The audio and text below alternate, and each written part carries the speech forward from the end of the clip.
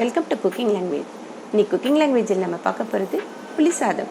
Cooking language சேனலை subscribe பண்ணாதவங்க subscribe பண்ணுங்கள், லைக் பண்ணுங்கள், பெல் பட்டனை ப்ரெஸ் பண்ணுங்கள். வாங்க வீடியோக்குள்ளே போகலாம்.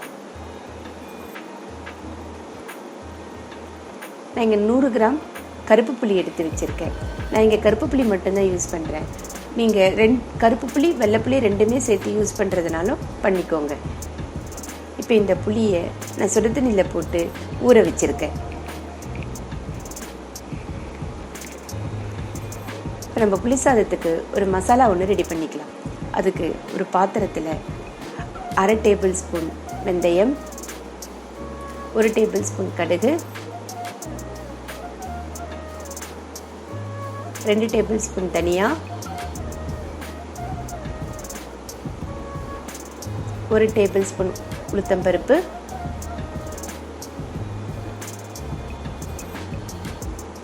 1 டேபிள் ஸ்பூன் கடலைப்பருப்பு, 1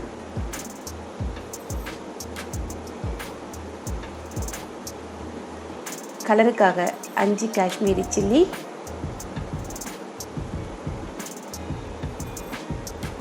காரத்துக்காக இங்கே நான் 7 காஞ்ச மிளகாய் எடுத்து வச்சுருக்கேன். அதை இதில் சேர்த்து இப்போ இது எல்லாத்தையும் நம்ம நல்லா வறுத்து எடுத்துக்கலாம். கேஸை சிம்மில் வச்சுட்டு இதை நல்லா வறுத்து எடுத்துக்கோங்க. இப்போ இது கூட கொஞ்சமாக நான் கறிவேப்பிலையும் சேர்த்துக்கிறேன். சேர்த்து இப்போ இது எல்லாத்தையும் நம்ம நல்லா கலந்து விட்டுக்கலாம். இது கூட நான் 1 டேபிள் ஸ்பூன் வெள்ளை எள்ளு சேர்த்துக்கிறேன். நான் இங்கே வெள்ளை எள்ளு யூஸ் பண்ணுறேன். நீங்கள் கருப்பு எள்ளு சேர்த்துக்கிறதுனால சேர்த்துக்கோங்க. இப்போ இது எல்லாத்தையும் நம்ம நல்லா வறுத்து விட்டுக்கலாம். கேஸை சிம்மில் வச்சு பருப்புலாம் கலர் மாறுற வரைக்கும் இதை நல்லா வறுத்து எடுத்துக்கலாம். இப்போது நம்மளுக்கு பருப்புலாம் நல்லா வறுப்பட்டு வந்துடுச்சு. இது ஆறட்டுன்னு நம்ம மிக்ஸி ஜாரில் அரைச்சி எடுத்துகிட்டு வந்துடலாம். இப்போ நம்ம குழம்பு ரெடி பண்ணிக்கலாம். அதுக்கு ஒரு பாத்திரத்தில் நான் 150 கிராம் செக்கு நல்லெண்ணெய் எடுத்து வச்சுருக்கேன். அதை பாத்திரத்தில் சேர்த்துக்கிறேன். புளி சாதத்துக்கு நல்லெண்ணெய் சேர்க்கும்பொழுது டேஸ்ட்டு நல்லாயிருக்கும். அதனால் நான் இங்கே நல்லெண்ணெய் சேர்த்துக்கிறேன். எண்ணெய் நல்லா காஞ்சி வந்திருக்கு. இப்போ இதில் நான் கட்டி பெருங்காயம் சேர்த்துக்கிறேன். கட்டி பெருங்காயம் சேர்க்கும்பொழுது நம்மளுக்கு குழம்புனுடைய வாசனை நல்லாயிருக்கும். அதனால் நான் இங்கே கட்டி பெருங்காயம் சேர்த்துக்கிறேன். பெருங்காயம் நல்லா பொரிஞ்சு வரட்டும். இப்போ பெருங்காயம் நல்லா பொரிஞ்சு வந்திருக்கு. இப்போ இது கூட 5 காஞ்ச மிளகாவை 2 கிள்ளி வச்சுருக்கேன். அதை இதில் சேர்த்துக்கிறேன். சேர்த்து இப்போ இது எல்லாத்தையும் நம்ம நல்லா வறுத்து விட்டுக்கலாம்.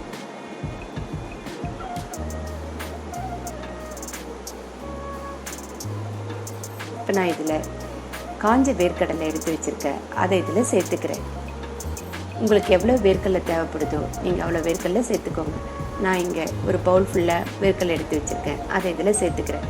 நீங்கள் வறுத்த வேர்க்கடலை கூட இதில் சேர்த்துக்கலாம். கூடவே நான் கொஞ்சமாக கறிவேப்பிலையும் சேர்த்து இப்போ இது எல்லாத்தையும் நம்ம நல்லா வறுத்து விட்டுக்கலாம்.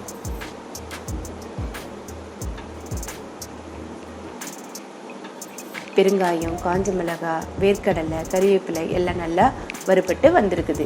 இப்போ இது கூட 1/2 டேபிள் ஸ்பூன் மஞ்சள் தூளையும் சேர்த்து இப்போ இது எல்லாத்தையும் நம்ம நல்லா கலந்து விட்டுக்கலாம்.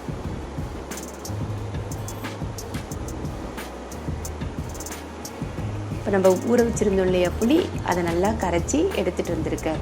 இப்போ இதை இதில் சேர்த்துக்கலாம்.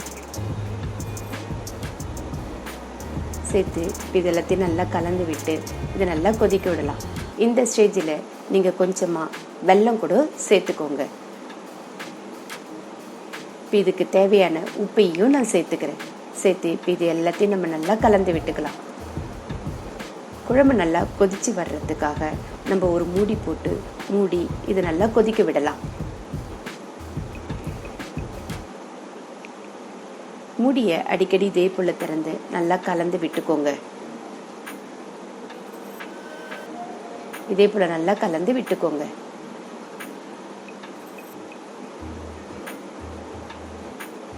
குழம்பு நல்லா திக்காகணும். அதுக்காக திருப்பி மூடி போட்டு இதை நல்லா கொதிக்க விடலாம். இப்போ நம்மளுக்கு குழம்பு நல்லா கொதிச்சு வந்திருக்குது. இப்போ கேஸை நிறுத்திட்டு இது ஆறட்டுன்ட்டு விட்டுடலாம். இப்போ நம்ம பருப்பெல்லாம் வறுத்து எடுத்துக்கலாம். அதுக்கு ஒரு பாத்திரத்தில் 2 டேபிள் ஸ்பூன் ஆயில் விட்டுக்கிறேன். அதில் ஒரு 2 டேபிள் ஸ்பூன் கடலைப்பருப்பு சேர்த்துக்கிறேன். கூடவே 1 டேபிள் ஸ்பூன் உளுத்தம்பருப்பையும் சேர்த்து இப்போ இது எல்லாத்தையும் நம்ம நல்லா வறுத்து விட்டுக்கலாம். கொஞ்சமாக நான் கறிவேப்பிலையும் சேர்த்துக்கிறேன். சேர்த்து இப்போ இது எல்லாத்தையும் நம்ம நல்லா வறுத்து எடுத்துக்கலாம். கேஸை சிம்மில் வச்சு இதே போல் நல்லா வறுத்து எடுத்துக்கோங்க. இப்போ பருப்பெல்லாம் நம்மளுக்கு நல்லா வறுப்பட்டு வந்துடுச்சு. இப்போ நான் சாதம் வடித்து நல்லா ஆற வச்சு எடுத்து வச்சுருக்கேன். உங்களுக்கு எவ்வளோ சாதம் தேவைப்படுதோ அவ்வளோ சாதம் எடுத்துக்கோங்க. இப்போ நம்ம வறுத்து வச்சுருக்கோம் இல்லையா பருப்பு, அதை இதில் சேர்த்துக்கலாம்.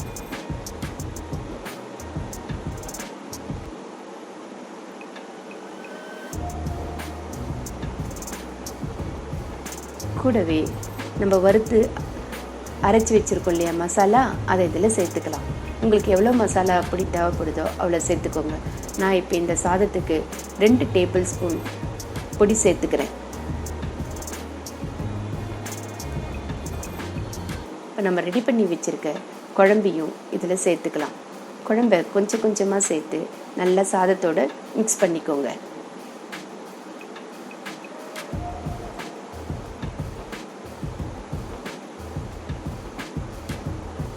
குழம்பை இதே போல் சேர்த்து நல்லா மிக்ஸ் பண்ணி விட்டுக்கோங்க.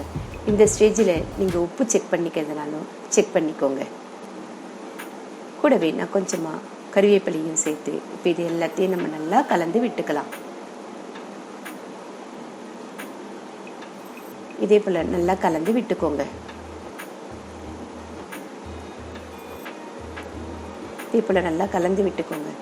நம்மளுடைய புளி சாதம் சூப்பராக ரெடி ஆயிடுச்சு. நீங்களும் ட்ரை பண்ணி பாருங்கள். இந்த வீடியோ உங்களுக்கு பிடிச்சிருந்ததுனாக்கா லைக் பண்ணுங்கள், ஷேர் பண்ணுங்கள், சப்ஸ்கிரைப் பண்ணுங்கள். உங்களுடைய கமெண்ட்ஸை சொல்லுங்கள்.